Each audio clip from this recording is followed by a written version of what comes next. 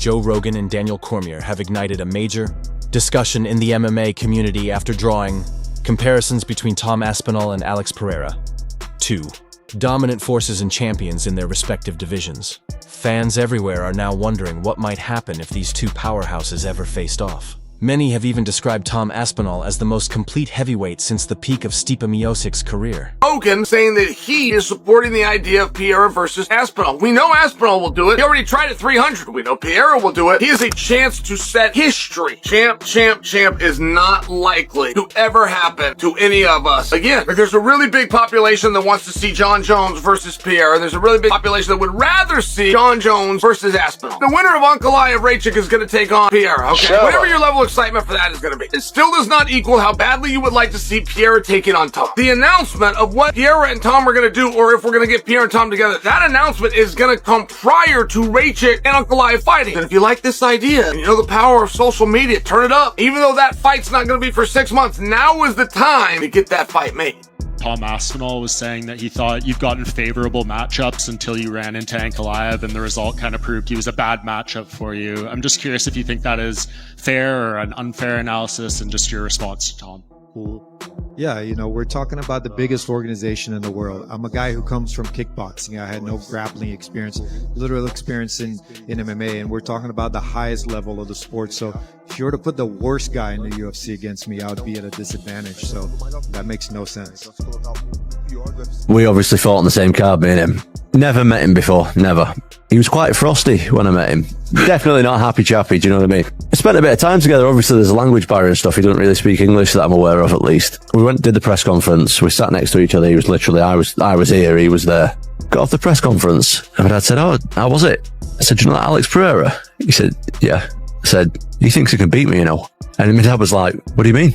I don't know, I can just tell. I literally could feel off him. He wasn't posturing, he wasn't like trying to intimidate me or nothing. I just felt like, when I heard that he wants to move up to heavyweight, I wasn't surprised. I felt like he was like sizing me up a little bit.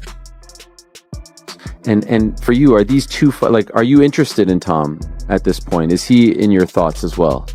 Ele é uma luta que te interessaria, que está na sua mente? Quem? Tom Aspinall. Bom, igual eu falei, eu lutaria com qualquer um no peso pesado, mas o John Jones é o campeão, eu sou campeão. Se fosse o Tom Aspinall, é óbvio que eu iria lutar com ele. I'll fight anybody heavyweight. When I'm the champion, I'm the champion. Joe Rogan and Daniel Cormier have stirred huge conversation in the MMA community after comparing Tom Aspinall to Alex Pereira, two dominant champions and absolute forces in their divisions. Rogan has often praised Aspinall for being not only powerful, but also exceptionally technical for his size. His fluid movement inside the octagon, explosive takedowns, and effortless finishing ability make him one of the most dangerous heavyweights in the UFC today. Meanwhile, Pereira brings a completely different kind of threat.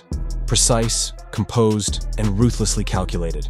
As Cormier perfectly described, Pereira doesn't let emotions guide him.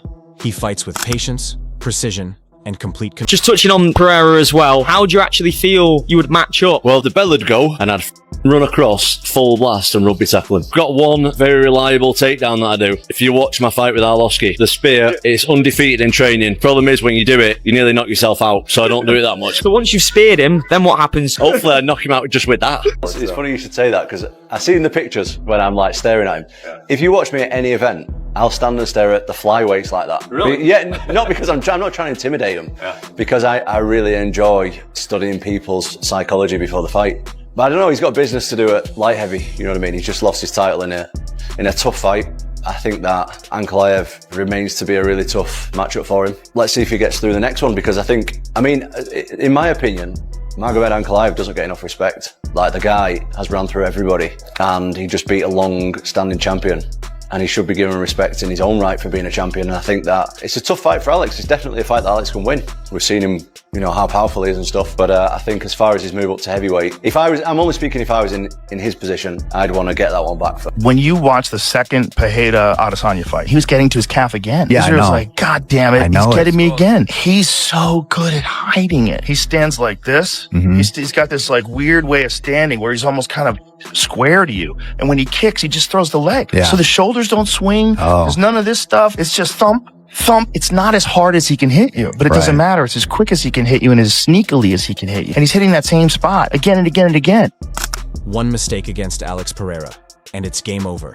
What makes this comparison even more fascinating is how similar his and Tom Aspinall's journeys have been. Both rose from humble beginnings, both were underestimated, and now both stand as champions, dismantling their opponents with frightening precision.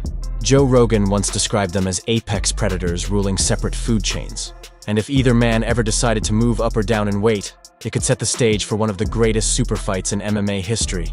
Picture it. Tom Aspinall, the explosive new face of the heavyweight division, standing across from Alex Pereira, the cold, calculated knockout artist who recently tore through Magomed Ankalaev. From a stylistic standpoint, the matchup would be nothing short of electrifying.